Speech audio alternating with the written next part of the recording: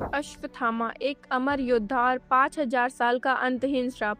आज कहानी है एक ऐसे अमर योद्धा की जो पिछले 5000 वर्षों से जीवित है और आज भी भटक रहा है।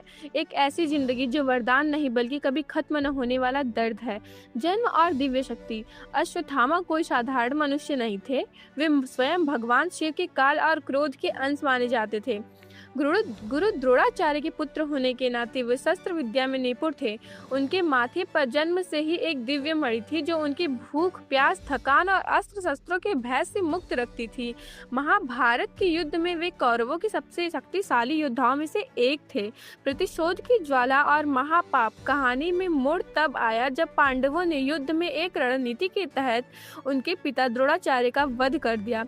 पिता की मृत्यु की शोक और क्रोध में जलते हुए अश्वत्थामा ने युद्ध की सभी मर्यादाएं तोड़ दी। उन्होंने रात के अंधेरे में सोते हुए पांडवों के शिविर पर हमला किया और उनके 5 पुत्रों का वध कर दिया। यह एक ऐसा अपराध था जिसकी कोई क्षमा नहीं थी। ब्रह्मास्त्र का प्रयोग और कृष्ण का न्याय।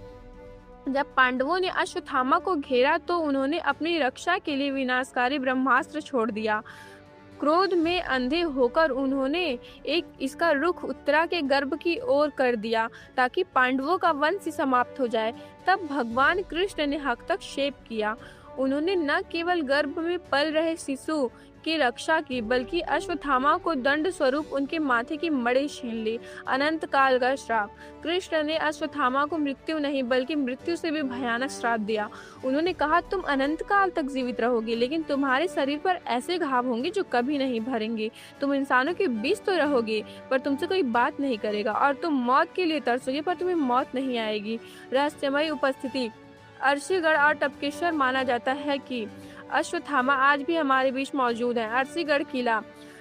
यहाँ के लोग दावा करते हैं कि किले के प्राचीन मंदिर में रोज सुबह कोई अदृश्य शक्ति शिवलिंग पर ताजे फूल और चंदन अर्पित कर जाती है। टपकेश्वर मंदिर कहा जाता है कि अश्वत्थामा ने यहाँ घोर तपस्या की थी। मंदिरों की गुफा में शिवलिंग पर गिरता पानी बूंदों को लोग अश्वत्थामा की अविरल श्रद्धा या उनके पश्चाताप के आंसू मानते हैं। हमें क्या सीख मिलती है? अश्वत्थामा की कहानी हमें एक बड़ा सबक सिखाती है। क्रोध का परिणाम। जब शक्ति पर क्रोध हावी हो जाता है तो इंसान अपनी विवेकशीलता खो देता है। कर्म का सिद्धांत। महान से महान योद्धा को भी अपने अधर्म और गलत फैसलों की सजा भुगतनी पड़ती है। अश्वत्थामा एक जीवित श्राप है। यह एक लोक कथा। यह आज भी इतिहास का सबसे बड़ा रहस्य बना हुआ है।